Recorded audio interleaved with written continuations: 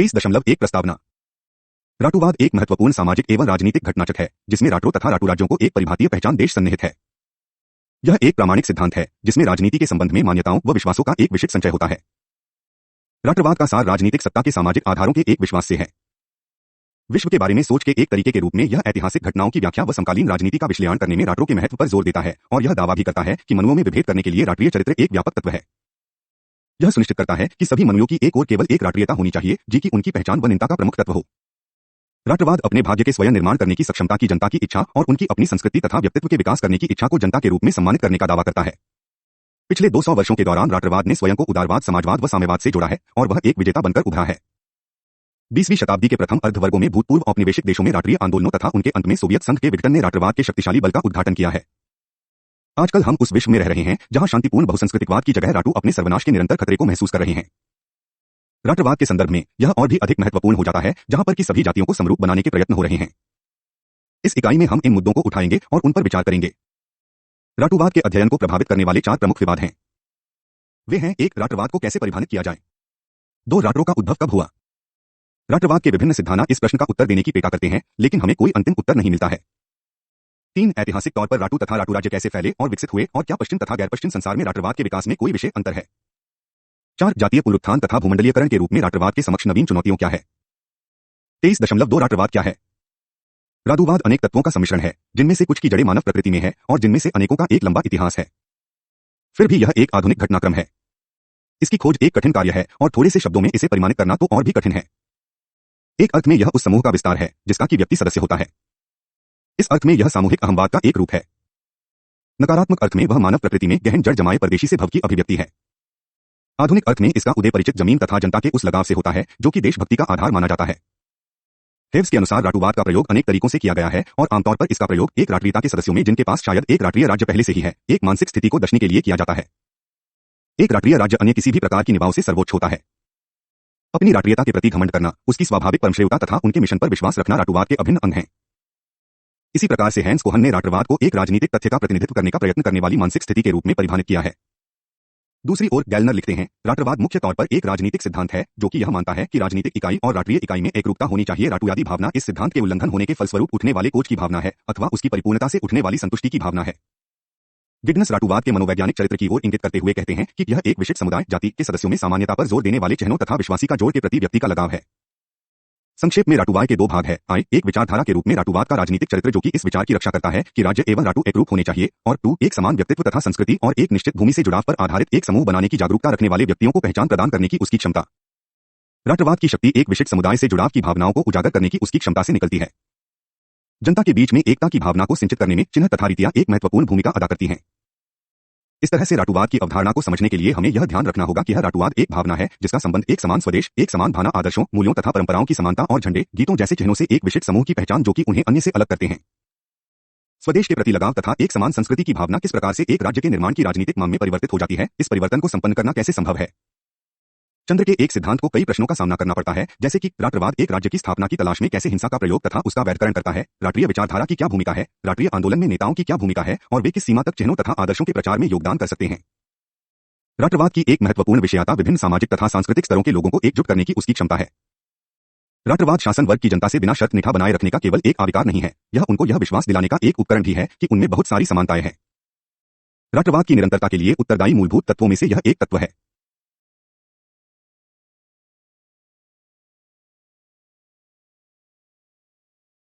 दो दशमलव एक राष्ट्रीय पहचान।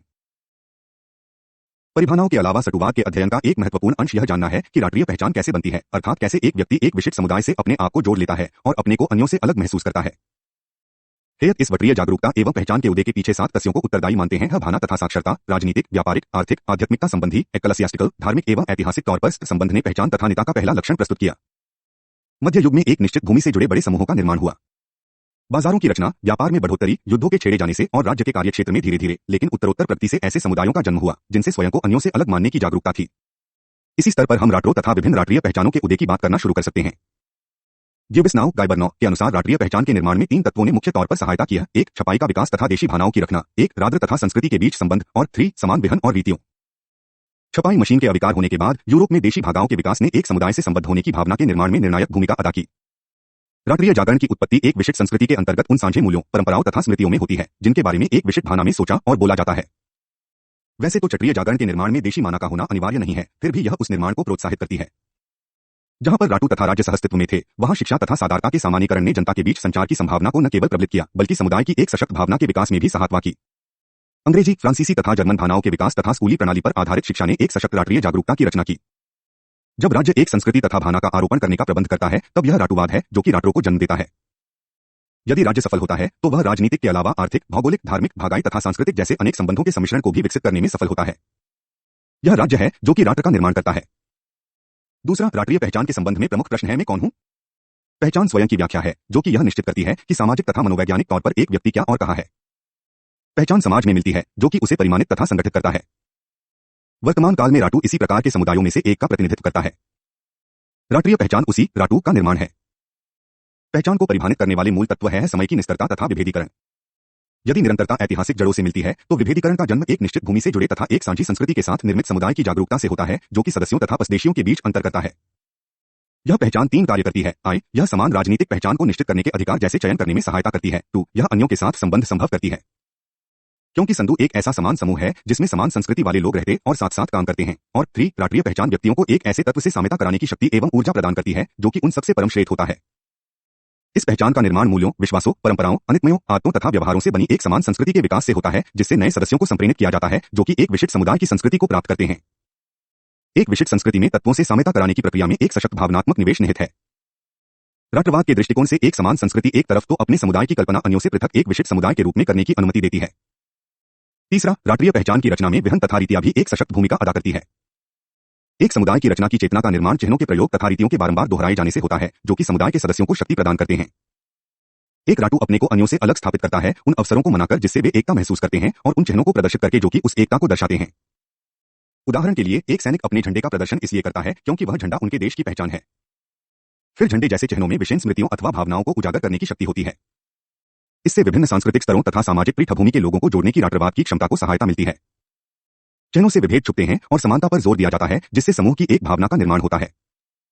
अंत में सबसे महत्वपूर्ण बात यह है कि समान संस्कृति को भोगने वाले तथा अपनी निश्चित भूमि से लगाव महसूस करने वाले व्यक्तियों का एक साझा अंतीत होता है तथा भविष्य के लिए एक साझी परियोजना होती है, और ऐसे व्यक्तियों को ऐसे अवसरों की आवश्यकता होती है जिसमें उनको एकता के सूत्रों में बांधने वाले तत्वों पर जोर दिया जाता है। ऐसे अवसरों में व्यक्ति अपने बारे में तब कुछ भूल जाता है और समूह से संबद्ध होने की भावना प्रमुख स्थिति ग्रहण कर लेती है। रीतियों के द्वारा व्यक्ति भावनाओं के अनोखे प्रवाह को महसूस करता है जो कि उनके सत्व राटू से उनकी साम्यता से निकलती है और जो कि उनसे ऊपर है। 23.3 राष्ट्रवाद के सिद्धांत। राष्ट्रवाद के संदर्भ में वाद विवाद का सबसे अधिक महत्वपूर्ण प्रश्न यह रहा है कि राटू कब और कैसे प्रकट हुआ। दूसरे शब्दों में, राष्ट्रीय चेतना तथा भावना एक विकासवादी ऐतिहासिक निस्तारता है अथवा यह वाणिज्यवाद, औद्योगिकरण, शहरीकरण, राजनीतिक संस्कृति में जन भागीदारी जैसे आधुनिकवाद का परिणाम है। राष्ट्रवाद के विभिन्न सिद्धांत इस प्रश्न का उत्तर देने का प्रयत्न करते हैं, लेकिन उनसे हमें अंतिम उत्तर नहीं मिलता। अध्ययन की सुविधा के लिए इन सिद्धांतों को हम दो व्यापक श्रेणियों में बांट सकते हैं, मौलिकवाद तथा आधुनिकवाद। मौलिकवाद राटू के इतिहास पर केंद्रित करता है जो कि प्राचीन तथा अस्मरणीय है। मौलिकवाद राटू को एक सांस्कृतिक समुदाय, अस्मरणीय, जड़दार सजीव भावनाओं पर आधारित नैसर्गिक, वरार रहित वे समाज के एक समग्र के रूप में देखते हैं और एक लोकप्रिय समुदाय के रूप में देखते हैं जो कि जनता की आवश्यकताओं तथा आदर्शों का प्रतिबिंब होता है। इस सिद्धांत के प्रतिपादकों के लिए आनुवंशिक संबंध तथा संस्कृति अत्यंत महत्वपूर्ण है। दूसरी तरफ आधुनिकवादी राष्ट्र को एक राजनीतिक समुदाय, आधुनिक सामाजिक सृष्टि एवं रचना के रूप में देखते हैं जिसका निर्माण क्रांति एवं जनैक्त्रीकरण, मास मोबिलाइजेशन के युग के लिए किया गया। यहाँ राटू को विशिष्ट वर्ग की सूंटी के रूप में देखा जाता है जिसका उद्देश्य जनता की भावनाओं तथा क्रियाओं को नियंत्रित तथा प्रभावित करना होता है। वे चंद्र को विभाजित और धर्म, लिंग तथा वर्ग का प्रतिनिधित्व करने वाले विभिन्न सामाजिक समूहों के रूप में देखते हैं। इन सामाजिक समूहों की भिन्न भिन्न आवश्यकताएं होती है और इसीलिए ये पृथक समूहों में बंटे होते हैं। आइए इन सिद्धांतों का विस्तृत अध्ययन करें। मौलिकवादी सिद्धांत, आदिम सिद्धांत, समाजजीव विज्ञानीय, आधुनिकीकरण सिद्धांत, सामाजिक संचार सिद्धांत, आर्थिकवादी सिद्धांत, मार्क्सवाद एवं गैर मार्क्सवाद, राजनीतिक वैचारिक सिद्धांत। 3.1 मौलिकवादी सिद्धांत। 1.1 आदिम एवं समाज जीव विज्ञानीय सिद्धांत। मौलिकवादी सिद्धांतों में हम आदिम एवं समाज जीव विज्ञानीय सिद्धांतों की चर्चा करेंगे। मौलिकवाद यह मानता है कि समूह की पहचान स्पष्ट होती है कि सभी समाजों में रक्त, जाति, मागा, धर्म, क्षेत्र आदि के आधार पर कुछ मौलिक तथा अतार्किक लगाव होते हैं। ये, जैसा कि लिफर्ड गिरच लिखते हैं, वर्णनातीत लेकिन फिर भी बाह्य संबंध है जो कि क्रिस्टलीकरण, क्रिस्टलाइजेशन की एक लंबी प्रक्रिया का परिणाम है। अनन्य तौर पर न सही लेकिन विशिष्ट तौर पर तीसरी दुनिया के आधुनिक राज्य मौलिक वास्तविकताओं पर आधारित हैं। वे वास्तविकताएं जातीय समूहों या समुदायों की है। मौलिकवादी यह विश्वास करते हैं कि मनुष्यों के ऐतिहासिक अनुभवों में जातीय पहचान की जड़ें गहरी होती है और व्यवहारिक तौर पर वे स्पष्ट होती हैं। वे मानते हैं कि जातीय बंधन नैसर्गिक होते हैं और मनुष्यों के पारिवारिक संबंधों तथा अन्य प्राथमिक समूहों के भीतर के मूल अनुभवों के द्वारा सुनिश्चित किए जाते हैं। संक्षेप में गॉरेट्स वो अनुसार एक मौलिक पहचानें स्पष्ट या नैसर्गिक होती हैं, 2 मौलिक पहचानें वर्णनातीत होती हैं, अर्थात उन्हें सामाजिक अंतर्संबंधों की चर्चा करते हुए समझाया या उनका परीक्षण नहीं किया जा सकता, लेकिन ये अवधारणाएं बाध्यकारी होती हैं, और 3 मौलिक पहचानों का मुख्य तौर पर संबंध भावनाओं अथवा लगावों से होता है। समाज जीव वैज्ञानिक एक कदम आगे जाते हैं। उनका उपागम इस धारणा से शुरू होता है कि रातुवाद सजातीय चयन के उस विस्तार का परिणाम है जिसके द्वारा कल्पित अथवा समान वंश के व्यक्तियों को अपनी जाति में शामिल किया जाता है। वह इस बात पर जोर देता है कि राष्ट्रवाद आदिम मस्तिष्क को आधुनिक तकनीकियों से जोड़ते हुए तार्किक तथा अतार्किक तत्वों का संगम होता है। रातुवाद शब्द विभिन्न वास्तविकताओं को अभिव्यक्त करता है, देश को प्रति प्रेम, राष्ट्रीय पहचान तथा राष्ट्रीय गरिमा के सत्य साथ हिंसा तथा बलिदान द्वारा उन्हें प्राप्त करने और विदेशियों के प्रति घृणा का आवेश। राष्ट्रवाद अपने समूह के तथा बाहरी समूहों को प्रति नफरत की भावना से पनपता है। शॉ और ट्यूबा के अनुसार राष्ट्रवाद एक ही समूह के सदस्यों में गर्व, गरिमा तथा इसी तरह की अन्य भावनाओं को बढ़ाता है और इस तरह से राजनीतिक की मांग करने का नैतिक तथा दार्शनिक आधार का निर्माण करता है। उसकी जड़ें भूतकाल में होती हैं, लेकिन यह युद्ध के प्रति मानवीय सुझाव की भड़ास निकालने का समकालीन माध्यम है। इस संदर्भ में राष्ट्रवाद के मनोवैज्ञानिक आयाम पर जोर देना महत्वपूर्ण होगा। व्यक्ति तथा राष्ट्र के मध्य इस विचार पर आधारित संबंध स्थापित होता है कि राष्ट्र परिवार का बृहत्त रूप है। व्यक्ति तंत्र के साथ अपनी पहचान करता है और इस तरह से अन्य राष्ट्रों की तुलना में उसे श्रेष्ठ मानता है। राष्ट्रों के साथ सजातीय शब्दों के व्यापक इस्तेमाल में इसी मनोवैज्ञानिक प्रभावी वास्तविकताओं के प्रतिबिंब मिलते हैं, जिसे भाईचारे के तत्वों से सुसज्जित मातृ देशभक्ति कहा जाता है।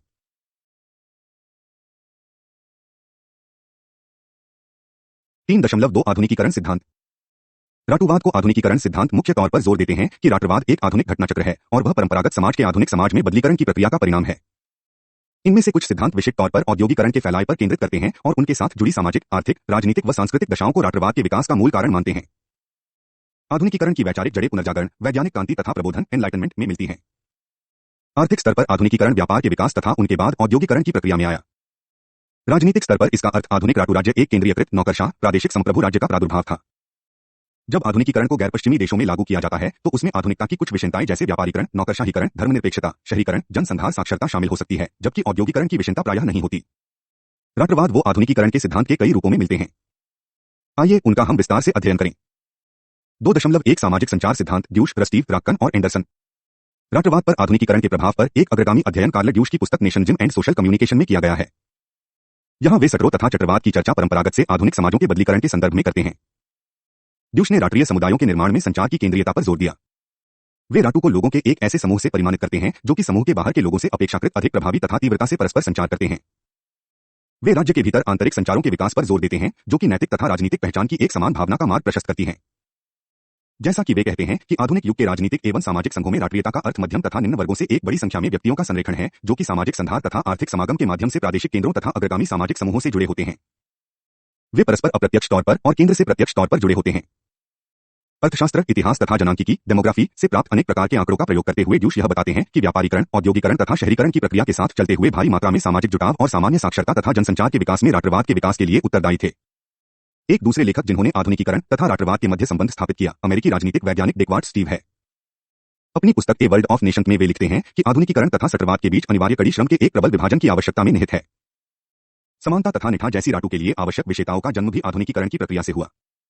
आधुनिकीकरण तथा राष्ट्रवाद परस्पर समीपता से जुड़े हैं तथा राष्ट्र राज्य में उन्नत आधुनिकीकरण की प्राप्ति हेतु सर्वाधिक उपयुक्त राजनीतिक संरचनाएं हैं। एक दूसरे विचारक स्टीयन रॉकन ने एक लॉन्ग ड्यूरी का प्रस्ताव किया है जो कि मध्य तथा प्रारंभिक आधुनिक कालों में कुछ महत्वपूर्ण तत्वों को स्थापित करता है। आधुनिक स्थिति में वे 19वीं तथा 20वीं शताब्दियों में तीव्र ऋतु निर्माण के लिए 6 तत्वों को उत्तरसवाई मानते हैं। 1 ग्रामीण तथा शहरी संसाधनों का इकट्ठा होना, 2 औद्योगिकरण का विस्तार तथा स्थानीयकरण, 3 राज्य के केंद्रीयकरण तथा एकीकरण के लिए दबाव, 4 साम्राज्यवादी प्रवृत्ति की ओर झुकाव, वी जातीय भानाई एकत्रीकरण मोबिलाइजेशन के दौरान केंद्र तथा परिधि पेरिफेरी में संघ, और 6 राज्य तथा चर्च में संघर्ष। एक अन्य महत्वपूर्ण लेखक बेनेडिक्ट एंडरसन ने अपनी पुस्तक इमेजिन कम्युनिटीज में सामाजिक संधार के मुद्दे पर जोर दिया। उनके अनुसार राष्ट्रीय चेतना पूर्व आधुनिक काल की 3 प्रमुख विशेषताओं की समाप्ति के कारण संभव हुई है: पवित्र आलेखन, स्क्रिप्ट्स, दैवीय राजा तथा इतिहास का सुनते विज्ञान, कॉस्मोलॉजी से सम्मिश्रण। एंडरसन राष्ट्र को एक काल्पनिक राजनीतिक समुदाय, सीमित तथा संप्रभु के रूप में कल्पित के रूप में परिभाषित करते हैं। राष्ट्रवाद के उदय से संबंधित उनके तर्क छपाई पूंजीवाद की केंद्रीयता पर जोर डालते हैं। पुस्तक पहली वस्तु थी जिसका बड़ी मात्रा में उत्पादन किया गया था। वह एक ऐसा क्षेत्र था जिसमें प्रारंभिक पूंजीवाद ने उत्पादन की नई प्रौद्योगिकी का प्रयोग करके अधिक लाभ कमाया। सक्रिय चेतना पर छपाई की भावना का प्रभाव एक एकीकृत भावना के निर्माण के माध्यम से महसूस किया, जिससे जनसंख्या का एक बड़ा भाग उसी लेखन को पढ़ सकता था और एक दूसरे को पहचान सकता था। फिर भावना को निश्चित करने से एक राष्ट्र की प्राचीनता के विचार को भी विकसित करना संभव था। एंडरसन के अनुसार नए समुदायों को जिसने कल्पना योग्य बनाया वह उत्पादन की एक प्रणाली तथा उत्पादक संबंधों पूंजीवाद के बीच एक अर्धचेतना और विस्फोटक परस्पर क्रिया थी। यह संचार की प्रौद्योगिकी तथा मानवीय भावनाई विविधता के विध्वंसता का प्रतीक थी। इतिहास में बाद के समय में अपने देश तथा उपनिवेशों में राज्य एकत्रीकरण से लोगों के समूहों का निर्माण हुआ जिन्होंने राजनीतिक तथा सांस्कृतिक तौर पर अपने को पृथक महसूस किया। उन्होंने स्वयं की समुदाय के रूप में कल्पना की और विदेशी शासन से मुक्ति प्राप्त करने में सफल रहे।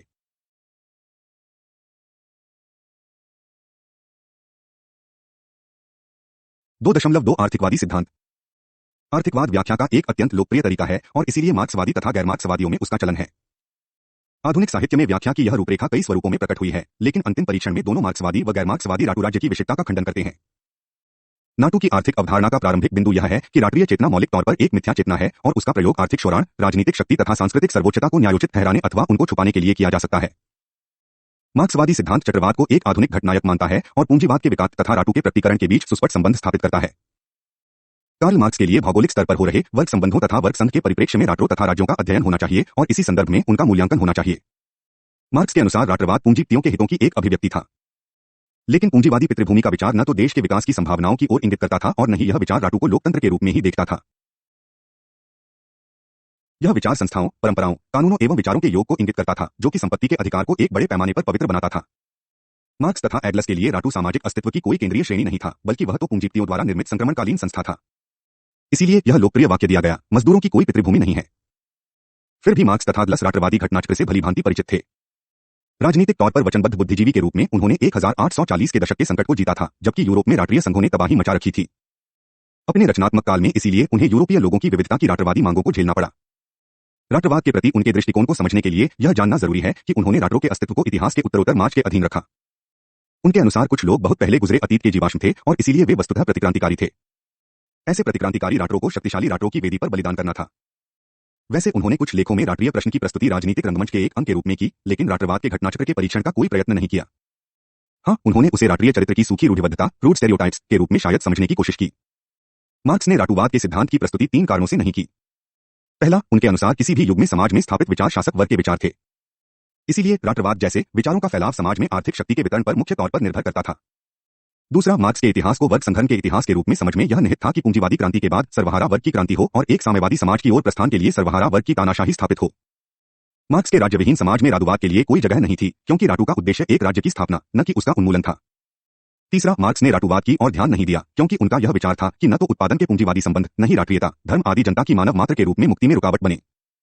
सर्वहारा वर्ग को राष्ट्रीय पहचान से परे होना चाहिए और अपने को मानवता वो बड़े परिवार का एक अंग मानना चाहिए। लेकिन शताब्दी के अंत में राष्ट्रों के अधिकारों के पुनरीकरण ने राष्ट्रीय प्रश्न पर मार्क्सवादी विचारों में परिवर्तन किया। दूसरे अंतर्राष्ट्रीय में राष्ट्रीय प्रश्न का राजनीतिक एजेंडा में केंद्र का स्थान था। ऑस्ट्रो-मार्क्सवादी परंपरा के भीतर संटू के वर्ग द्वारा प्रस्तुत सैद्धांतिक समस्याओं को समझने की कोशिश की गई। ओटी बोर ने राष्ट्रीय चरित्र तथा राष्ट्रीय संस्कृति के विधान पर आधारित राष्ट्रवाद के सिद्धांत को प्रस्तुत किया, लेकिन उन्होंने इस संदेहास्पद विचार का प्रयोग भी किया कि राष्ट्रों को एक ऐतिहासिक नियति को पूरा करना था। लेनिन ने चंटू की और भी अधिक लचीली परिभाषा की। वैसे तो लेनिन अधिकांश मार्क्सवादियों की तरह बड़ी राजनीतिक इकाइयों की रचना के पक्ष में थे, लेकिन कम से कम सिद्धांत में ही सही उन्होंने उत्पीड़ित राष्ट्रों के आत्मनिर्णय के विचार को कुंठ किया। स्टालिन ने राष्ट्रवाद की एक अधिक प्रभावी परिभाषा दी। मार्क्सवाद तथा सक्रिय प्रश्न में उन्होंने 4 तत्वों माना, भूमि, आर्थिक जीवन तथा मनोवैज्ञानिक रखना के संस्कृति के एक ऐतिहासिक तौर पर निर्मित समुदाय में एक साथ सम्मिलन पर जोर दिया।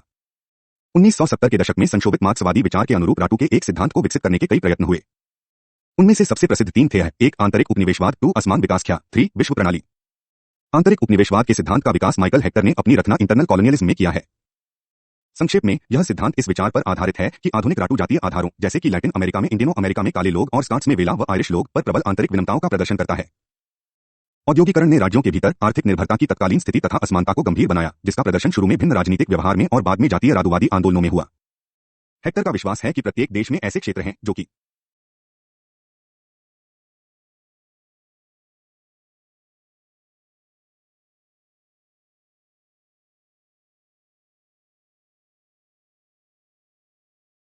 राटू से पूर्व है। राटू किसी भी रूप में कोई मौलिक स्थिर सामाजिक वास्तविकता नहीं है, बल्कि वह तो पूंजीवादी विश्व अर्थव्यवस्था के ऐतिहासिक प्रतिष्ठापन जैसी जटिल घटना है। राटूवाद पर एक दूसरा मौलिक उपागम का प्रतिपादन मिसेस्लाव रोच ने किया है। अपनी पुस्तक social preconditions of national revival of Europe में उन्होंने आधुनिक राष्ट्र के वर्गीय परीक्षण के साथ साथ सांस्कृतिक विकास की भूमिका का प्रस्ताव रखा है। ये आधुनिक समाज के विकास में ये 3 प्रमुख अवस्थाओं का वर्णन करते हैं। 1 प्रारंभिक काल, जबकि सामंतवाद से पूंजीवाद का संक्रमण हुआ। इस अवस्था में निरंकुश राजतंत्र के विरुद्ध संघर्ष व पूंजीवादी क्रांति का प्रारंभ हुआ। 2 दूसरे स्तर में पूंजीवाद की विजय और उनके संवर्धन के साथ साथ एक संगठित श्रमिक वर्ग आंदोलन का प्रकटीकरण हुआ। 3 20वीं शताब्दी के दौरान विश्व स्तर पर एकीकरण की प्रक्रिया तथा जनसंचार का अभूतपूर्व विकास संपन्न होता है। सांस्कृतिक स्तर पर प्रत्येक राष्ट्रीय आंदोलन की 3 अवस्थाएं होती हैं: I विद्वत्तापूर्ण रुचि की अवस्था, 2 देशप्रेम के आंदोलन का काल तथा 3 जन आंदोलन का काल। लेकिन आमतौर पर मार्क्सवादी परंपरा राष्ट्रवाद को अत्यंत संदेह की नजरों से देखती है। वैसे सामरिक कारणों की वजह से उन्होंने समाजवादी उद्देश्यों की प्राप्ति हेतु राष्ट्रवादी भावनाओं का उपयोग किया है। निकर्म में टॉम नेबर्न से हम सहमत हो सकते हैं कि राष्ट्रवाद का सिद्धांत मार्क्सवाद की एक महान ऐतिहासिक असफलता का प्रतिनिधित्व करता है। 1960 के दशक की उन घटनाओं ने जिनमें समाजवादी देश राष्ट्रवादी आधार पर परस्पर बुरी तरह से लड़े, कुछ मार्क्सवादियों की आंखें राष्ट्रीय हित की सच्चाई को प्रतीक खुली। 1989 में सोवियत गुट के विघटन और 1991 में सोवियत संघ के टूटने के बाद यह मुद्दा फिर से सामने आ गया। वर्तमान में थोड़े से लोग ही विश्वास करेंगे कि मार्क्सवाद राष्ट्रवाद के एक सच्चे सिद्धांत को प्रस्तुत कर सकता है। 2.3 गैलन का राष्ट्रवाद का सिद्धांत। वैसे तो गैलन का सिद्धांत कोई आर्थिक सिद्धांत नहीं है और डी स्मिथ ने उसे सांस्कृतिक एवं मानवीय सिद्धांत की संज्ञा दी है, फिर भी वह यह मानते हैं कि राष्ट्रवाद एक औद्योगिक समाज का अनिवार्य परिणाम है जिसे एक विशिष्ट प्रकार की लचीली श्रम शक्ति की आवश्यकता होती है। गैलन पूंजीवाद शब्द का प्रयोग नहीं करते और उसकी बजाय औद्योगिक समाज शब्द का प्रयोग करते हैं। उनके अनुसार कट्टरवाद को औद्योगिकरण के प्रभाव, नवीन निर्मित औद्योगिक स्तरीकरण में वर्गों के मध्य प्रतिस्पर्धा और मानव एवं शिक्षा के एकीकृत प्रभावों के संदर्भ में समझा जा सकता है। औद्योगिकरण की प्रक्रिया ने परंपरागत सामाजिक संरचनाओं की उपेक्षा की और संचार जैसे सांस्कृतिक तत्वों को प्रमुखता प्रदान की। व्यक्ति की पहचान अब उनके सामाजिक संबंधों के आधार पर नहीं बल्कि उसकी संस्कृति के आधार पर की गई। संस्कृति और राष्ट्रीयता का संबंध अत्यंत निकटता का है। केवल राज्य ही एक शिक्षा प्रणाली तथा आधिकारिक भागा के माध्यम से औद्योगिकरण के लिए आवश्यक सांस्कृतिक व्यक्ति प्रदान कर सकता था। यह भी एक सच्चाई थी कि औद्योगिकरण तथा आधुनिकीकरण असमान तरीके से फैले और उन्होंने सामाजिक स्तरीकरण की एक नई प्रणाली को जन्म दिया। यह नई प्रणाली वर्ग व्यवस्था थी जिसको उनके गैरकानूनीपन इलेजिटिमेसी के कारण नापसंद किया गया। यदि यह सांस्कृतिक विभेदों के साथ फैलती है तो सांस्कृतिक तौर पर विस्थापित प्रबुद्धों तथा अत्यधिक शोषित सर्वहारा वर्ग में एक अस्थिर मैत्री की वजह से एक संद्र पृथक हो सकता है। गैलन के अनुसार वे सामाजिक खाइयों जो कि सांस्कृतिक विभेदों के कारण दुगुनी हो गई थीं, जिन्होंने प्रारंभिक औद्योगिकवाद को जन्म दिया और उनके प्रसारण की असमानता ने राटू संदर्भों को गंभीर बना दिया। आर्थरादुवाद की विशिष्ट जड़ें औद्योगिक समाज की रपट संरचनात्मक आवश्यकताओं में मिलती हैं। राष्ट्रीय विकास के गैलन के प्रतिमान ने दृढ़तापूर्वक इस बात पर जोर दिया कि राष्ट्रवाद की जड़ें नवीन औद्योगिक व्यवस्था में है और इस व्यवस्था के आने से पहले के काल त्रिनी प्रधान समाज में राष्ट्रवाद जैसा कुछ नहीं था, क्योंकि राजनीति इकाइयों को सांस्कृतिक सीमाओं के अर्थ में परिमाणित नहीं किया गया था। चूंकि मैलन के लिए चटू केवल राष्ट्रीयता के युग के संदर्भ में भी परिमाणित किया जा सकता है, इसलिए उनके लिए पश्चिम यूरोप में मध्यकाल के कुनी प्रधान समाज में राजतंत्र के वैचीकरण को सुनिश्चित करने के लिए प्रबुद्धों द्वारा रचित चंटू की काल्पनिक छवि के रूप में विंतन करना संभव नहीं है। उनका अन्य जोर जनसंख्या विस्फोट, तीय शहरीकरण, श्रम प्रवासन, भूमंडलीय अर्थव्यवस्था का स्थानीय अर्थव्यवस्था में मेदन आदि जैसे आधुनिकीकरण के स्वरूपों पर है। वे यह भी स्वीकार करते हैं कि उपनिवेशवाद तथा साम्राज्यवाद की तरह प्रोटेस्टेंट सुधार का भी राष्ट्रवाद पर प्रभाव पड़ा होगा।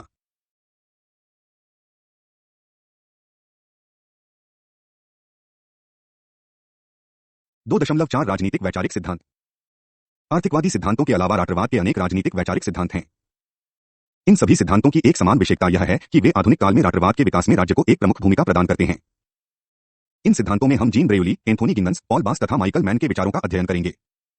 जीन ब्रेउली अपनी पुस्तक नेशनलिज्म एंड स्टेट में मध्यकालीन यूरोप में राष्ट्रों तथा राष्ट्रीय भावनाओं के अस्तित्व को स्वीकार करते हैं और उसे राष्ट्र को आधुनिक राज्य तथा अंतर्राष्ट्रीय राज्य प्रणाली के विकास के साथ जोड़ते हैं।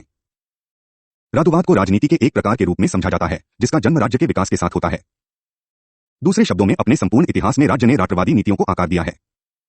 गिड्डन्स राटू को चिन्हों तथा विश्वासों के रूप में परिणामित करते हैं जिनका प्रचार विशिष्ट वर्ग समूहों द्वारा किया जाता है अथवा जिन्हें जनसंख्या के प्रादेशिक, जातीय व भाषाई श्रेणियों के सदस्यों द्वारा मान्य किया जाता है और जिनका अर्थ उनके बीच एक समुदाय का होना होता है। गिड्डन्स के अनुसार राटूवाद एक आधुनिक घटनायक है जो कि फ्रांसीसी क्रांति के परिणामस्वरूप शुरू हुआ। वह इस बात पर जोर देते हैं कि यूरोपीय राष्ट्रवाद अपने आप में अनोखा है और उसका अन्य क्षेत्रीय में सामान्यकरण विश्व समय, यह नाम उन्होंने दिया है, के संदर्भ के बिना नहीं किया जा सकता। राष्ट्रवाद कुछ आवश्यकताओं तथा प्रवृत्तियों की प्रतिक्रिया था जिसका प्रतीकरण तब हुआ जबकि समय एवं अंतरिक्ष के जन विक्रवस्तुकरण के परिणामस्वरूप व्यक्ति अपनी सत्तामूलक ऑन्टोलॉजिकल सुरक्षा खो बैठा। साद्रवाव वर्ग प्रमुत्व छे खूब कुमाहय तथा पुखीवाव वो असमान विद्याश ने प्रतिपक्षीय सद्रवाव ने इवल। एक अन्य लेखक पॉल ब्रास जोर देते हैं कि जातीयता तथा राष्ट्रवाद आधुनिकता के उत्पादन है। वे उनके निर्मित चरित्र को रेखांकित करते हैं। उनके अनुसार संस्कृतियों का निर्माण विशिष्ट वर्ग समूहों द्वारा होता है जो कि विभिन्न समूहों से प्राप्त कच्चे माल का उपयोग जातियों तथा राष्ट्रों के निर्माण में करते हैं। उनका उपयोग करते हुए वास्तव में विशिष्ट वर्ग अपने लिए आर्थिक अथवा राजनीतिक लाभ सुनिश्चित करते हैं। बास का सिद्धांत यह बतलाता है कि जातीय पहचान तथा आधुनिक राष्ट्रवाद का उदय केंद्रीयकृत राज्यों तथा गैर प्रभुत्वशाली जातीय समूहों के विशिष्ट वर्गों में विषम प्रकारों की पारस्परिक क्रिया से होता है। ये गैर प्रभुत्वशाली जातीय समूह अपने राज्यों की विशेष रूप से, लेकिन जरूरी नहीं कि वे एकमात्र समूहों, परिधियों में होते हैं। माइकल मैन स्वयं को आधुनिकतावादी मानते हैं, लेकिन फिर भी वे आधुनिक युग के पहले जागरूक जातीयता व आदिम नाटों के अस्तित्व को न्यूनाधिक स्वीकार करते हैं। राष्ट्रवाद के विकास को समझने के लिए सामाजिक शक्तियों के 4 स्रोतों को देखना होगा। ये 4 स्रोत हैं आर्थिक, राजनीतिक, वैचारिक तथा सैन्य। प्रथम चरण में, जो कि 16वीं शताब्दी में शुरू हुआ, वैचारिक शक्ति का आधिपत्य था। यह धर्म के रूप में थी और इसने प्रोटेस्टेंट इंग्लैंड जैसे आदिम राष्ट्रों को स्वरूप प्रदान किया। दूसरा चरण 1700 से प्रारंभ हुआ और इसे व्यापारिक राज्यवाद के रूप में परिभाषित किया जा सकता है। इस चरण में आदिम राष्ट्रीय पहचाने में और विस्तार हुआ। यह चरण एंडरसन के छपाई पूंजीवाद के लगभग समान है। तीसरे चरण में सैन्य शक्ति ने वर्चस्व स्थापित किया और राटू की भावना को बढ़ावा मिला। 19वीं शताब्दी के प्रारंभ से अधिकांश पश्चिमी राटू सामने आ चुके थे। अंत में राटू के औद्योगिक चरण ने 3 प्रकार के राष्ट्रों को प्रोत्साहित किया, राज्य बलवर्धक, राज्य रचनात्मक तथा राज्य विध्वंसक। मैन के अनुसार राष्ट्र का प्रतीकरण राज्य के भारी हस्तक्षेप के साथ हुआ। वास्तव में यह काफी बाद में आया। मैन के अनुसार इसके 2 प्रमुख कारण थे, एक व्यापारिक पूंजीवाद का उदय तथा दूसरा आधुनिक राज्य तथा उनके साथ उसकी व्यावसायिक सेना तथा प्रशासकों का उदय। वित्त सैन्य दबाव के साथ जुड़कर तथा भूराजनीति के जोर देने से उन्होंने लोकप्रिय प्रतिनिधित्व की राजनीति का निर्माण किया और इसी से आधुनिक राष्ट्रवाद की अनेक विविधताओं की रचना हुई। संक्षेप में, राष्ट्रवाद एक आधुनिक घटनाचक्र है, लेकिन उनके उदय में अनेक जटिल तत्वों की भूमिका रही है। 23.4 राष्ट्रवाद का उदय एवं विकास। ऐतिहासिक तौर पर राष्ट्रवाद यूरोप में राष्ट्र राज्यों के उदय का उत्पादन है। अपने शुरुआती चरण में इसे यूरोप के निरंकुश राजतंत्रों के समतुल्य माना गया। 18वीं तथा 19वीं शताब्दियों में इसने एशिया तथा अफ्रीका में उपनिवेशों को पाने के संघर्ष के साम्राज्यवादी स्वरूप को धारण किया। 19वीं शताब्दी में उन्होंने स्वयं को उदारवाद, प्रजातंत्र, संवैधानिकवाद और नागरिक स्वतंत्रताओं से जोड़ा। उन्होंने यूरोप के पुनर्संगठन, जर्मनी तथा इटली के एकीकरण तथा हैब्सबर्ग व ऑटोमन साम्राज्यों के विघटन में महत्वपूर्ण भूमिका अदा की। प्रथम विश्वयुद्ध के पश्चात उन्होंने फारसीवाद को रूप में आक्रामक तथा जातीय का स्वरूप ग्रहण किया। 20वीं शताब्दी के दौरान उन्होंने एशियाई तथा अफ्रीकी देशों में राष्ट्रीय मुक्ति आंदोलनों के माध्यम से एक नवीन जागरण का सूत्रपात किया। शीत युद्ध के उपरांत सोवियत संघ के विघटन तथा अनेक नवीन राज्यों को उदय ने एक राजनीति शक्ति के रूप में राष्ट्रवाद के वर्चस्व का एक बार फिर प्रदर्शन किया है। राष्ट्रवाद ने आधुनिक राष्ट्र राज्यों से अभिव्यक्ति प्राप्त की है, जो कि अनेक शक्तियों तथा संघर्ष का परिणाम है। राष्ट्रवादी राज्यों के उदय के लिए उत्तरदायी प्रमुख तत्व निम्न है। 1. व्यक्तिवादी अभिव्यक्ति का वातावरण, जो कि पुनर्जागरण तथा धर्म सुधार आंदोलन की विषयता थी। 2. चर्च की सर्वव्यापक सत्ता का विघटन। 3. शांतिपूर्ण तथा लाभकारी व्यापार के परिचालन के लिए उभरते व्यापारिक वर्गों की समान व्यापारिक अधिनियमों, व्यापार पर सामंतीय रुकावटों के उन्मूलन जैसी दशाओं की इच्छा। 4. खून तथा हिंसा के उस युग में शांति व्यवस्था तथा तुकशा की इका। वीक राजाओं की व्यक्तिगत अभिलाना, जिन्होंने अधिक शक्तिशाली सामंतों के विरोध में उभरते हुए व्यापारिक वर्ग से मैत्री संबंध स्थापित किया। 6. क्षेत्रीय संप्रभुता का सिद्धांत, जिसने राजाओं को विरोधी अथवा धार्मिक सत्ताधिकारियों के दावे के विरुद्ध संदर्भ में एक सुविधाजनक हथियार दिया। एक स्पष्ट राष्ट्रीय क्षेत्र में एक एकीकृत विधि प्रणाली का विचार, जो कि व्यवस्था, निरंतरता तथा समस्त सामाजिक संबंधों के प्रबंध में निश्चितता प्रदान करेगा विचार काफी आकर्षक था। ऊपर दिए गए तत्वों के आधार पर चक्रीयता की रूपरेखा पर इंग्लैंड तथा पश्चिमी यूरोप में राज्यों का विकास प्रारंभ हुआ और शीघ्र ही उसका विस्तार विभिन्न महाद्वीपों तथा क्षेत्रों में हो गया। इस घटनाचक्र की स्पष्ट जानकारी के लिए हम निम्न श्रेणियों में उसे बांटकर उसका अध्ययन कर सकते हैं। 1. पश्चिमी, दक्षिणी तथा पूर्वी यूरोप में राष्ट्रराज्य का विकास। 2. अमेरिका में सटुराज्य। 3. एशिया तथा उसीका में पूंजीवाद विरोधी आंदोलन।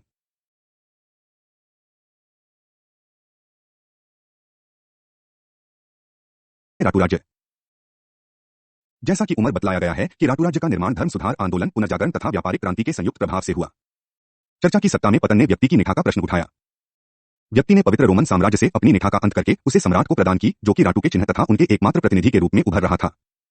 इन राजतंत्रों ने एक समान भागा, धर्म, संस्कृति इत्यादि से एकीकृत क्षेत्रों में अपनी शक्ति का दृढ़ीकरण किया। ऐसी राष्ट्रीयताओं ने राज्य का स्वरूप प्राप्त करना शुरू किया। राज्य इन राष्ट्रीयताओं का प्रतिनिधित्व करता था। इसके परिणामस्वरूप राष्ट्रराज्य की अवधारणा में एक नए सिद्धांत को लागू किया गया। इस अवधारणा ने पवित्र रोमन साम्राज्य को तिरस्कृत तथा राष्ट्रीयता के आधार पर राज्यों के निर्माण का समर्थन किया। एक राष्ट्र जिसका प्रतिनिधित्व राजा करता था के प्रति निष्ठा का उदय होना शुरू हुआ तथा उसका शक्तिशाली प्रभाव पड़ा। इससे पहले भी अंग्रेजी, फ्रेंच, स्पेनिश तथा जर्मन राष्ट्रीयताएं थी, लेकिन उनके बंधन का आधार धर्म था। चर्च की शक्ति के टूटने तथा राजा की सत्ता के अंतर्गत राष्ट्रीय चर्च की स्थापना ने राष्ट्रराज्य का मार्ग प्रशस्त किया। इस कार्य की पहल इंग्लैंड ने की, जिसका फ्रांस ने अनुसरण किया।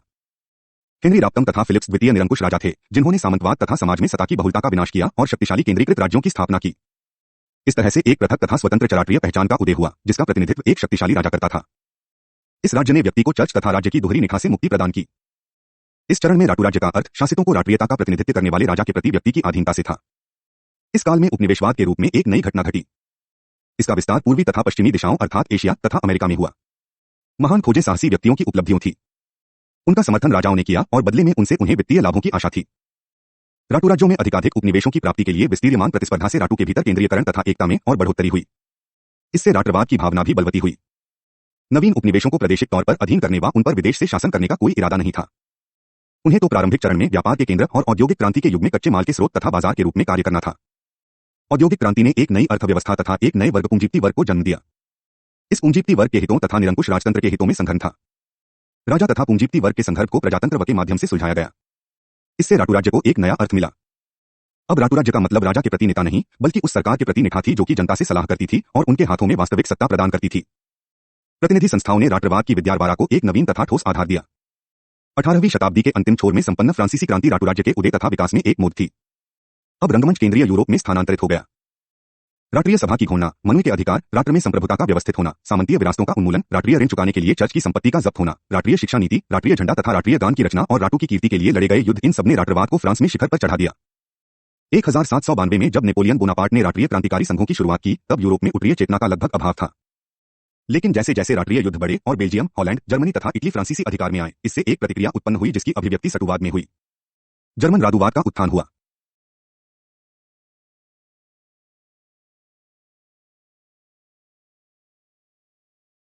1806 में जर्मनी की पराजय ने फिशे तथा हेगेल को फ्रांस का कट्टर शत्रु और जर्मन राष्ट्रवाद का उग्र समर्थक बना दिया। इससे इस भावना का उदय हुआ कि दर्शन की कीमत पर राजनीति की उपेक्षा नहीं की जा सकती। नेपोलियन के युद्धों ने जर्मन राज्य की राष्ट्रीय चेतना को जागृत करने में अत्यधिक सहयोग दिया। जर्मन राज्य फ्रांस तथा इंग्लैंड के समान स्तर पर खड़ा होना आवश्यक था। फिशे का यह विचार था कि आर्थिक प्रगति राजनीतिक एकता का आधार थी और इसे केवल राज्य समाजवाद द्वारा ही प्राप्त किया जा सकता था। हेगेल द्वारा प्रतिपादित राटू की अवधारणा और लेस्ले, लासेल तथा बिस्मार्क के राज्य समाजवाद की जड़ें फिशे में थी। जर्मन राटू राज्य सिर्फ एक राजनीतिक सिद्धांत ही नहीं था, बल्कि वह तो जीवन के एक दर्शन के रूप में उभरा। हेगेल ने राज्य को राटू की इच्छा से जोड़ा। उन्होंने राज्य को पृथ्वी पर ईश्वर का मार्च कहकर पुकारा और राटू को एक रहस्यमय आधार देकर एक निरंकुश राज्य को न्यायोचित ठहराया, जिसका कि 20वीं शताब्दी में नात्सीवाद ने राष्ट्रीय समाजवाद के नाम पर दुरुपयोग किया। पूर्वी यूरोप में राटू राज्य की स्थापना किसी केंद्रीकृत सत्ता के अंतर्गत नहीं हुई। शुरू से ही राष्ट्रीय चेतना को फैलाने के लिए किसी राजनीतिक संगठन के अभाव के कारण ये राज्य 3 साम्राज्यों हैब्सबर्ग, ऑटोमन तथा एशियन के अधीन थे। वे सभी साम्राज्य अपनी जनता में राष्ट्रीय भावना फैलाने में असफल रहे। 19वीं शताब्दी में शेन यूरोप में संपन्न हुए सामाजिक आर्थिक परिवर्तनों की प्रतिक्रिया पूर्वी भाग में भी हुई। जनता के अनेक हिस्सों ने राष्ट्रीयता वो दृष्टिकोण से वह महसूस करना शुरू किया कि वे राजा से भिन्न ही नहीं हैं, बल्कि वह तथ्य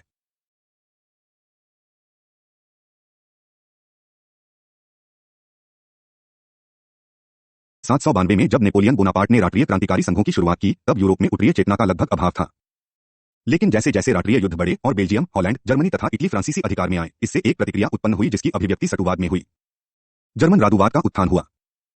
1806 में जर्मनी की पराजय ने फिशे तथा हेगेल को फ्रांस का कट्टर शत्रु और जर्मन राष्ट्रवाद का उग्र समर्थक बना दिया। इससे इस भावना का उदय हुआ कि दर्शन की कीमत पर राजनीति की उपेक्षा नहीं की जा सकती। नेपोलियन के युद्धों ने जर्मन राज्य की राष्ट्रीय चेतना को जागृत करने में अत्यधिक सहयोग दिया। जर्मन राज्य फ्रांस तथा इंग्लैंड के समान स्तर पर खड़ा होना आवश्यक था। फिशे का यह विचार था कि आर्थिक प्रगति राजनीतिक एकता का आधार थी और इसे केवल राज्य समाजवाद द्वारा ही प्राप्त किया जा सकता था। हेगेल द्वारा प्रतिपादित राटू की अवधारणा और लेस्ले, लासेल तथा बिस्मार्क के राज्य समाजवाद की जड़ें फिशे में थी। जर्मन राटू राज्य सिर्फ एक राजनीतिक सिद्धांत ही नहीं था, बल्कि वह तो जीवन के एक दर्शन के रूप में उभरा। हेगेल ने राज्य को राटू की इच्छा से जोड़ा। उन्होंने राज्य को पृथ्वी पर ईश्वर का मार्च कहकर पुकारा और राटू को एक रहस्यमय आधार देकर एक निरंकुश राज्य को न्यायोचित ठहराया, जिसका कि 20वीं शताब्दी में नात्सीवाद ने राष्ट्रीय समाजवाद के नाम पर दुरुपयोग किया।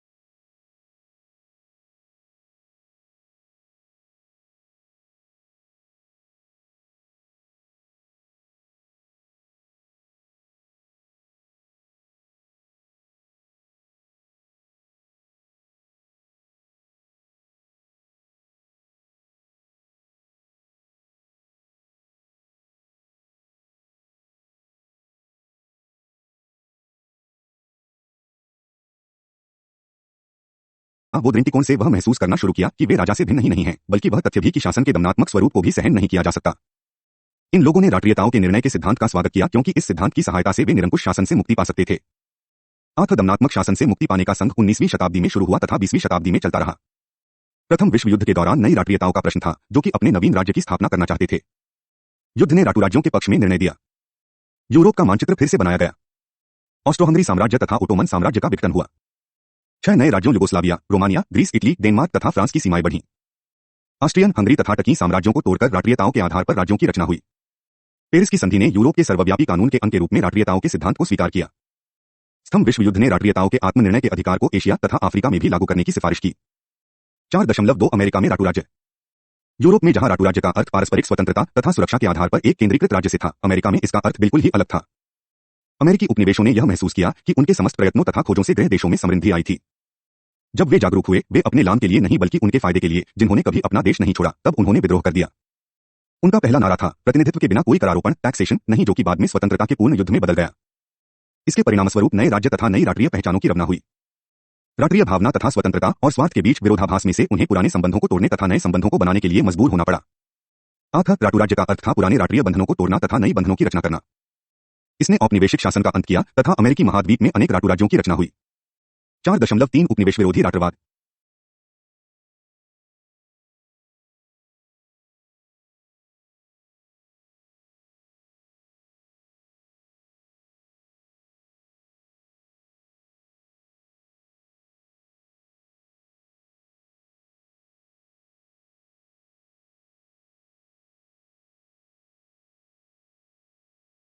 चार दशमलव तीन उपनिवेश विरोधी राष्ट्रवाद।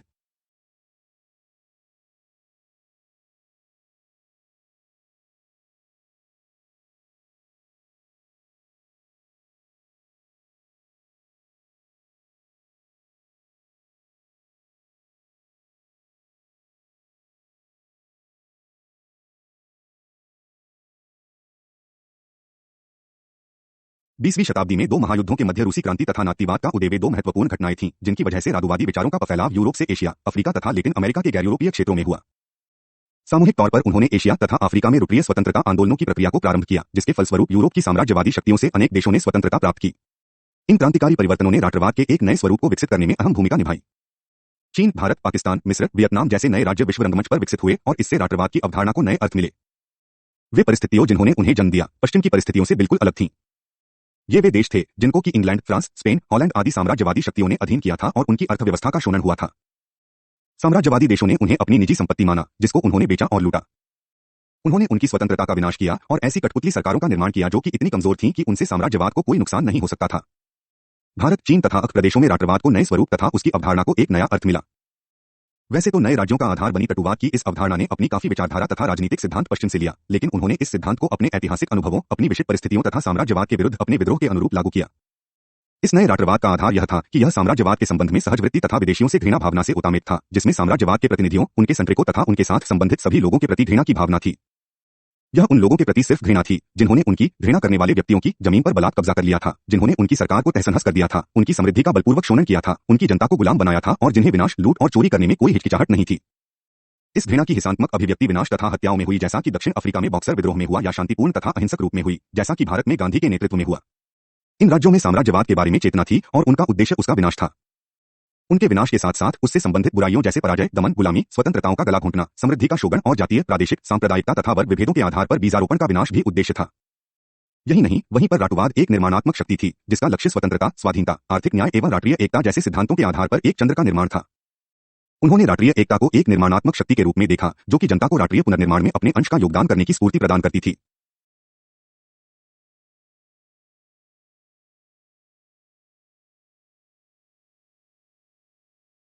इस एकता के 2 अर्थ थे: आय, भौगोलिक अंशों की एकता तथा टू, धर्म, वर्ग, जाति तथा सांप्रदायिक तत्वों की विविधता के साथ एकता। इन राज्यों ने सभी वर्गों, जातियों तथा समूहों के कल्याण का वचन दिया, क्योंकि सभी ने स्वतंत्रता संग्राम में भाग लिया था और अपना भरपूर योगदान किया था। अंतर्राष्ट्रीय दृष्टिकोण से इन राटू राज्यों ने सैनिक आधारों, अन्य देशों के आंतरिक मामलों में अनुचित हस्तक्षेप, रंगभेद का विरोध किया और गुट निरपेक्षता तथा अंतर्राष्ट्रीय सहयोग पर विश्वास किया। उपनिवेशवाद विरोधी राष्ट्रवाद की एक खास विशेषता यह रही है कि अधिकांश मामलों में ऐसा कोई आशय नहीं है जिसमें कि राज्य के उदय के पूर्व राटू हो। यहाँ पर प्रारंभिक राटूवाद तथा बाद के राटूवाद के बीच अंतर किया जा सकता है। राटूवाद के प्रारंभिक रूप में वह साम्राज्यवादी शासकों के विरुद्ध तथा स्वतंत्रता संग्राम में लिप्त एक आंदोलन था। बाद में राष्ट्रवाद को नए नेताओं ने एक राजनीतिक सिद्धांत के रूप में अपनाने की कोशिश की, ताकि साम्राज्यवाद काल से विरासत में मिले राज्य के वैधीकरण, लेजिटिमेसी को टिकाऊ बनाए रखने योग्य एक राटू का निर्माण किया जा सके। स्वतंत्रता प्राप्त करने के बाद इन औपनिवेशिक राज्यों ने नए घटक राज्यों का निर्माण किया, उनकी सीमाएं बनाई, उनकी राजधानियां निर्मित की और अपनी आर्थिक आवश्यकताओं के अनुरूप केंद्रीय प्रशासन तथा राजनीतिक संस्थाओं की रचना की। परिणाम स्वरूप प्रत्येक उपनिवेश समान सीमाओं में इकट्ठे किए गए लोगों तथा पुराने राज्यों व उनके टुकड़ों का संग्रह था। वे सभी राज्य भिन्न जातीय संप्रदायों तथा कबीलों की एक चित्रकारी थी। राज्य की यही कृत्रिम तथा आरोपित चरित्र था जो कि स्वतंत्रता के बाद इन राज्यों में अधिकांश संकटों का कारण बना। इन राज्यों की सबसे बड़ी समस्या उनकी नाजुकता है। नवीन समर्पित राटू राज्यों ने पूर्व राटूवादी बंधनों के स्थान पर राष्ट्रीय पहचान तथा निठा की भावना को बैठाने का संघर्ष शुरू किया, लेकिन अनेक मामलों में स्वतंत्रता के उत्सव की खुशियों में खट्टापन आ गया। इसका कारण नए राज्यों का आर्थिक पिछड़ापन दूर करने में असफलता तथा अपनी जनता में एक सामंजस्यपूर्ण नागरिक समाज के निर्माण में कठिनाइयों का होना, जो कि स्वयं में विविध थी और राज्य से संबंध के विनय में उनमें विविधता थी। उनमें से अनेक अपनी जनता के दावों को झेल पाने में असफल होने के कारण संयुक्त राज्य अमेरिका अथवा पूर्व के सोवियत संघ के साथ हो लिए, लेकिन इसका अर्थ निर्भर बनना था। स्वतंत्रता ने उभरे हुए राज्य राष्ट्रवाद के भीतर जातीय राष्ट्रवाद को भी मुक्ति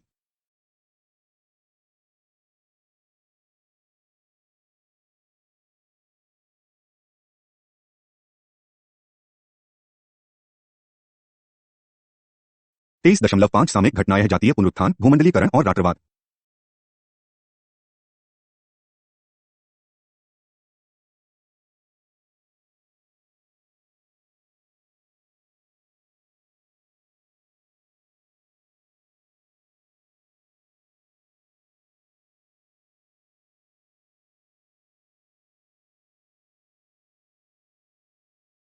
द्वितीय विश्वयुद्ध के बाद से सत्रवाद की अवधारणा को विभिन्न दिशाओं में ले जाने वाली 3 घटनाओं ने प्रभावित किया है। पहली तो प्रबलीकरण की प्रवृत्ति थी, जिसने राटू राज्य को राजनीतिक सत्ता का प्रमुख स्रोत बनाया। राटू राज्य, जो कि राजनीतिक संगठन का सबसे शक्तिशाली स्वरूप है, के प्रभुत्व ने औपनिवेशिक साम्राज्यों की वास्तविक समाप्ति को आगे बढ़ा दिया है। 1945 में 51 राज्य थे, जबकि 1972 में यह संख्या 185 हो गई थी। फिर अनेक नए राज्यों में जहां राष्ट्रीय सरकारों की शक्ति शुरू में दुर्बल थी, 1970 तथा 1980 के दशकों में विशेषकर जायरे, नाइजीरिया, मलेशिया तथा पाकिस्तान जैसे तीसरी दुनिया के देशों में उनका प्रबलीकरण हुआ। भारत का उदाहरण संगठन के एक स्वरूप के रूप में राटू राज्य की उत्तमता को दर्शाता है, जिसने न्यूनतम बल प्रयोग द्वारा नीतियों की जन आज्ञाकारिता प्राप्त की। दूसरी घटना जातीय पुनरुत्थान से संबंधित है। राटू राज्य के प्रबलीकरण के साथ अल्पसंख्यक राष्ट्रवादी आंदोलनों का पुनरुत्थान हुआ है, जो कि राज्य के भीतर स्वायत्तता अथवा यहां तक कि स्वतंत्रता की मांग कर रहे हैं। इस प्रकार की संघपूर्ण प्रवृत्तियां 1970 के दशक के बाद बढ़ गई हैं, जबकि ब्रिटेन में स्कॉटलैंड तथा वेल्स में राष्ट्रवादी दलों का विकास हुआ। ब्रिटेन तथा कोर्सिका के समूहों में फ्रांस ने सांस्कृतिक स्वायत्तता की मांग का प्रदर्शन देखा। कनाडा में क्यूबिक राष्ट्रवादियों ने स्वतंत्रता की मांग की। भारत और श्रीलंका क्रमशः कश्मीरी तथा तमिल राष्ट्रवादियों से समस्याओं का सामना कर रहे हैं, जिससे काफी खून खराबा हुआ है। सोवियत संघ तथा पूर्वी यूरोपीय साम्यवादी गुट के विघटन के बाद तो जातीय पुनरुत्थान संक्रामक बीमारी की तरह बढ़ गया है। पृथकतावादी तथा जातीय आंदोलनों के उदय का कारण अंशतः कुछ अल्पसंख्यकों में समूह पहचान गुम हो जाने से और अंशतः इस तथ्य से है कि दूसरे विश्व युद्ध के बाद से राज्य निर्माण के सिद्धांत का आत्मनिर्णय से कोई लेना देना नहीं था। नए ऋतु राज्यों के निर्माण में व्योपनिवेशीकरण की शक्तियों, क्रांति अथवा बाहरी शक्तियों के हस्तक्षेप का हाथ अधिक था। परिणाम स्वरूप स्वतंत्रता के बाद भारत तथा अल्जीरिया जैसे देशों में घटक अंशों के मध्य तनाव पैदा हो गया। फिर बाहरी शक्तियों का हस्तक्षेप एकदम गैर राष्ट्रवादी रहा है। सोवियत संघ का घटक अंशों में टूटन और युगोस्लाविया के विघटन ने यह दर्शाया है कि इन देशों का एकीकरण अधूरा था। तीसरी घटना भूमंडलीकरण की प्रक्रिया से संबंधित है। पिछले 2 दशकों के दौरान विश्व अत्यधिक तौर पर परस्पर निर्भर हो गया है। आज राटू राज्य को एक परस्पर निर्भर विश्व में काम करना पड़ता है। सूचना, धन, हथियार, प्रौद्योगिकी, प्रदूषण, मूल्य, विकर्ण, भोजन, कंप्यूटर, मादक पदार्थ, बीमारी, आंकड़े सभी का प्रसार पूरे भूगोल में तेजी से वारों ओर होता है, जिसमें राटू राज्यों को अधिक अवसर मिल रहे हैं, लेकिन इससे उनके अस्तित्व पर खतरे भी बढ़ गए हैं। इसके साथ साथ संयुक्त राटू संघ, विश्व बैंक तथा विश्व व्यापार संगठन जैसे अंतर्राष्ट्रीय तथा अधिराष्ट्रवादी संगठनों तथा गैर सरकारी संगठनों की भूमिका अत्यधिक बढ़ गई है। इस संबंध में पिछले 2 दशकों में राटू राज्य प्रणाली की किसी प्रकार से एक नवीन विश्व व्यवस्था में प्रभावित रूपांतरण के काफी अनुमान लगाए जा रहे हैं। प्रमुख प्रश्न यह है कि क्या हम एक समान संस्कृति की ओर बढ़ रहे हैं या भूमंडलीकरण एक विशेष संस्कृति को मजबूत करेगी।